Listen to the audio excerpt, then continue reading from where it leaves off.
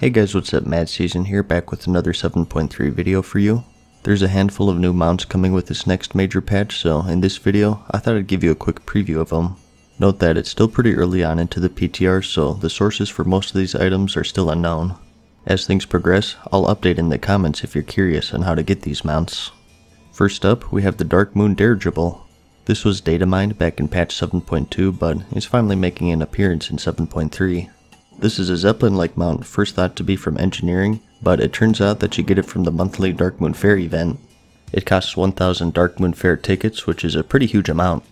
There are occasionally ticket pouches sold on the black market auction house if you have the gold and you want to speed up your farm, but even still, this one is going to take quite a while since the fair is only active for 1 week per month. Next up, we have the Demon Unicorn, the Lucid Nightmare. Now, nothing is official, but as you can see, the drop is listed as the Puzzler's Desire.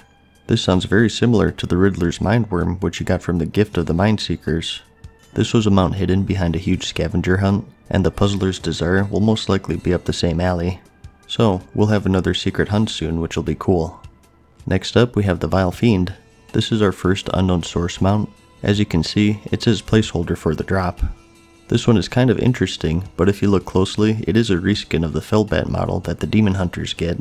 By the look of things, it doesn't have wings, which probably means that it's also a ground mount. Next, we have a mount that has a placeholder as a name, and that's the Argus Talbuck. We're of course visiting Argus this patch, so naturally, the surviving wildlife are good sources for mounts.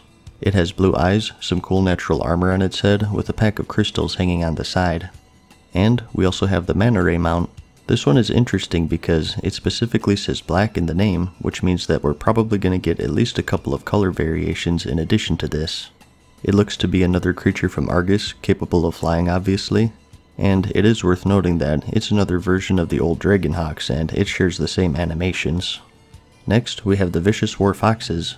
Unfortunately, I only have a screenshot to show you here because they're not textured in game yet. These are going to be PvP mounts, added alongside all of the other vicious mounts.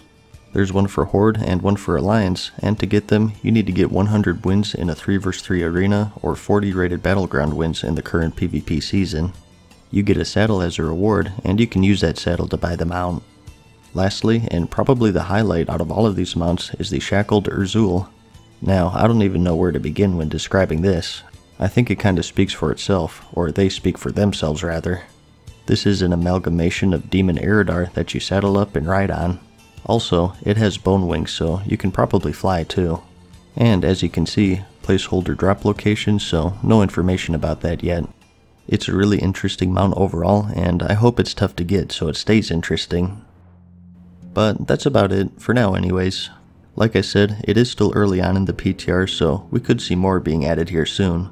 If there's a significant amount, I'll make a follow-up to this. Something else that I'd like to point out is that there are a bunch of palette swaps on Wowhead that are mount contenders. I don't consider them official yet though because they don't have saddles on them, but I'll have a link to them in the description if you're curious. Anyways, I hope you found this video helpful, like it if you liked it, and thanks for watching. Peace.